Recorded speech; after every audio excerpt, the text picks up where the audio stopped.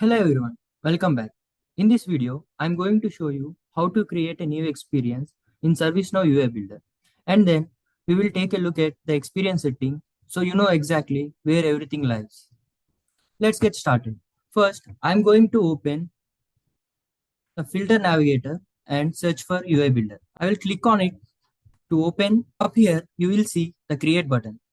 I'm going to click create and then select experience. Now we get the create an experience dialog. Here, we just need to fill out a few fields. Name. This is the name of the experience we are building. Give a meaningful name. I'm giving here new experience. URL path is automatically generated from name.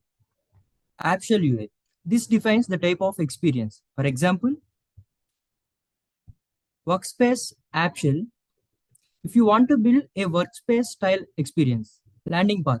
If your landing path is home, then every user who opens the experience will first land on the home page.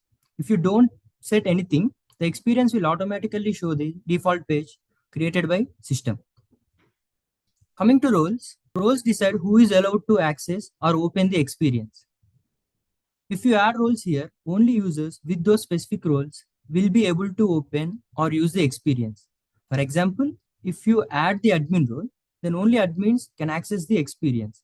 But for now, we are not adding any roles, which means everyone can access the experience by default. Once those fields are set, I will go ahead and click create. Experience is now created and we can click open experience to start building or customizing it. Now let's take a look at the experience settings. Look at the top right corner and click on the view experience setting. That opens the experience setting panel. This is the main place where you can manage all the important details of your experience. Here what you will find: title, URL path, landing path, and roles. And that's it.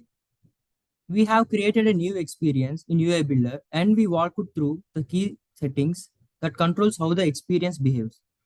In the next video, we will start creating pages and exploring layouts inside the experience. If you found this helpful, don't forget to like and subscribe. Thanks for watching and I will see you in the next one.